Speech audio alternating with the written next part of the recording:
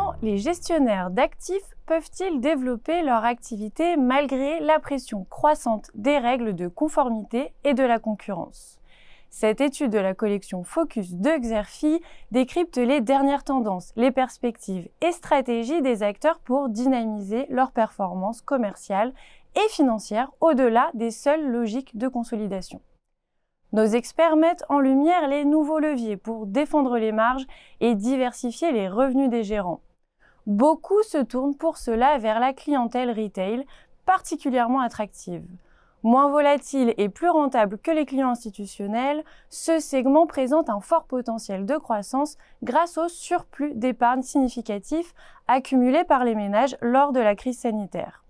En parallèle, l'intégration de la blockchain et de l'intelligence artificielle doit permettre d'améliorer les performances, d'affiner les prises de décision, d'optimiser la gestion des risques et, au final, de réduire les coûts. Ce dernier enjeu s'annonce décisif à l'heure où le succès de la gestion passive via les ETF et les avancées réglementaires mettent les asset managers sous pression. Dès 2026, les commissions de mouvement seront par exemple supprimées, alors qu'une révision du mode de calcul des commissions de surperformance a récemment eu lieu. Dans ce contexte, comment soutenir la croissance des revenus et des marges? Comment la blockchain et l'IA peuvent-elles concrètement améliorer l'efficacité opérationnelle?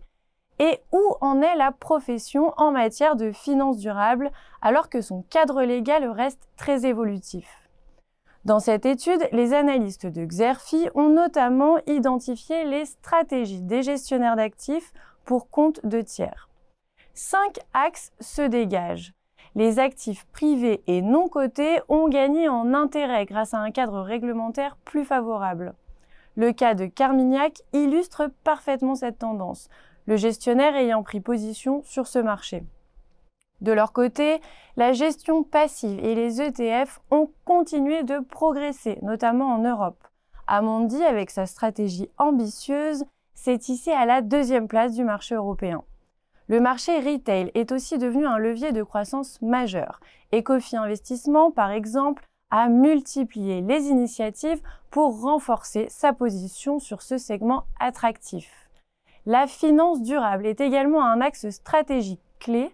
Elle gagne peu à peu en maturité avec notamment l'émergence de nouvelles thématiques comme le social ou la biodiversité. Des partenariats se développent en parallèle autour du sujet des données extra-financières. Mirova et Robeco, par exemple, ont uni leurs forces pour définir un standard de calcul des émissions évitées. Enfin, la transformation digitale reste au cœur des stratégies. Isness s'est ainsi distingué par son utilisation de la blockchain pour optimiser la distribution de fonds, tandis que les expérimentations autour de l'IA prennent de l'ampleur, que ce soit en front, middle ou back-office. En plus d'explorer les stratégies de croissance des gestionnaires d'actifs, l'étude met en lumière les tendances récentes de la gestion d'actifs pour compte de tiers. Elle propose une cartographie précise des forces en présence et analyse les dynamiques concurrentielles. Enfin, elle présente des prévisions exclusives sur le secteur pour 2025. Pour des informations plus complètes sur cette analyse, vous pouvez télécharger le document de présentation qui se trouve à côté de la vidéo.